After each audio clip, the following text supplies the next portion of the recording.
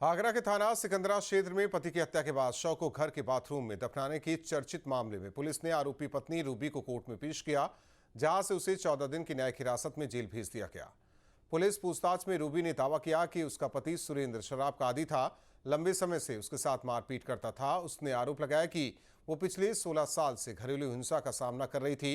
Ruby के मुताबिक उसने अपने पति के खाने में नींद की गोलियां मिला दी थी, जिससे उसकी मौत हो गई। जांच के दौरान पुलिस को रूबी के मोबाइल फोन से भी कुछ अहम सुराग मिले हैं। वहीं रिश्तेदार से कई बार बातचीत होने की जानकारी पुलिस को मिली है। पुलिस अब उस व्यक्ति से भी पूछताछ की तैयारी कर रही है, ताकि ये पता लगाया जा सके कि वारदात में किसी अन्य की कोई भूमिका है या नहीं। हेलो। रूबी शर्मा निवासी दहतौरा द्वारा थाना सिकंदरा पर यह सूचना दी गई कि 18/5/2026 से उनके पति सुरेंद्र शर्मा उम्र 45 वर्ष लापता हैं। इसी क्रम में थाना सिकंदरा द्वारा गुमशुदगी दर्ज की गई एवं जांच की जा रही थी। जांच के क्रम में यह ज्ञात हुआ कि रूबी शर्मा द्वारा ही अपने पति की हत्या कर अपने ही घर के बाथरूम में गाड़ दिया गया है एवं उसके ऊपर फर्श बनवा दी गई है। मोटिव के संबंध में जब पूछताछ की गई तो यह ज्ञात हुआ कि सुरेंद्र शर्मा अल्कोहल का सेवन करके रूबी शर्मा के साथ मारपीट करते थे, इसीलिए आक्रोश में आके उन्होंने ये कदम उठाया। उपरोक्त संबंध में सुसंगत धाराओं में अभियोग पंजीकृत है।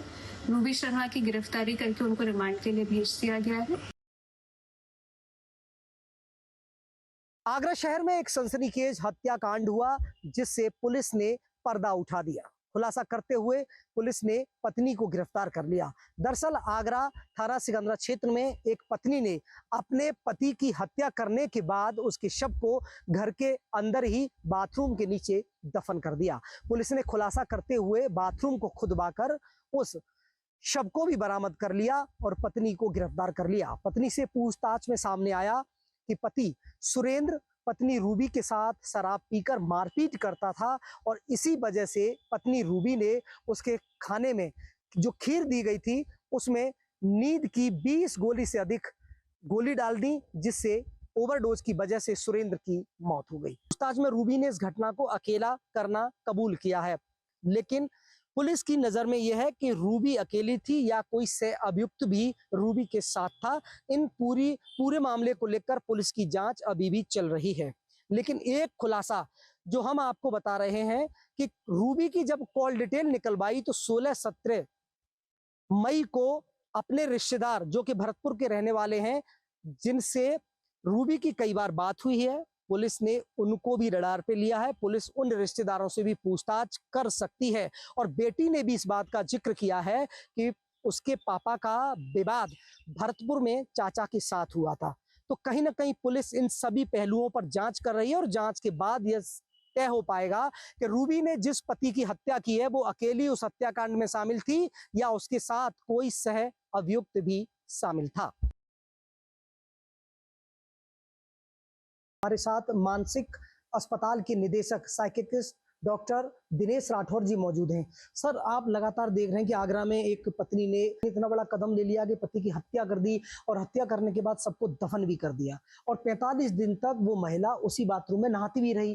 किस तरह की देखिए, अपराधी किसी भी समय, काल, परिस्थिति, स्थान या जेंडर से बंधे हुए नहीं है। अपराधी हर जेंडर में हो सकते हैं और महिलाओं में भी अगर अपराध हो रहा है तो उसको हमें गंभीरता से लेना चाहिए। अगर घरेलू हिंसा हो रही है तो घरेलू हिंसा किसी व्यक्ति को ये अधिकार नहीं देती कि एक योजनाबद्ध तरीके से कोई हत्या करके और सबूतों को इस तरीके से मिटाया जाए। तो इसमें निश्चित तौर पे कानून तो अपना काम करेगा ही, जिससे आगे की ऐसी घटनाएं रुक सकें। लेकिन इसके साथ साथ समाज को भी इसमें आत्ममंथन करने की आवश्यकता है। बहुत सारी घटनाएं ऐसी होती हैं जिसमें महिलाओं को अपनी इच्छा के अनुसार निर्णय लेने का अधिकार नहीं होता और परिवार या समाज के दबाव में वो अगर शादी करती हैं, शादी को निभाती हैं, अलग अगर संबंध बहुत बीमार हो गया, एक दूसरे के साथ रहना दुश्वार हो रहा है, लेकिन तब भी अलग होने की आज़ादी अगर परिवार या समाज नहीं दे रहा है तो ऐसा कुंठित मन संवेदनहीन हो सकता है। उसको अगर उनके मन की पीड़ा को कोई नहीं समझेगा तो दूसरे की पीड़ा के प्रति भी उनकी संवेदनशीलता के ऊपर प्रश्न उठाना वाजिब नहीं होगा। तो समाज को आत्ममंथन करना है, महिलाओं को उनके निर्णय के हिसाब से जीवन जीने का अधिकार देना है। आज महिला सशक्तिकरण का युग है और समाज को भी इन सारी चीज़ों को स्वीकार करने के लिए तैयार होना होगा। अगर किसी के संबंध ठीक नहीं है तो दोनों लोग स्वस्थ तरीके से संबंध विच्छेद करते हुए अपने अपने जीवन को जिएं। न्यूज स्टेट के लिए आगरा से शिव चौहान। आपके मोबाइल पर तुरंत आएगी ब्रेकिंग न्यूज।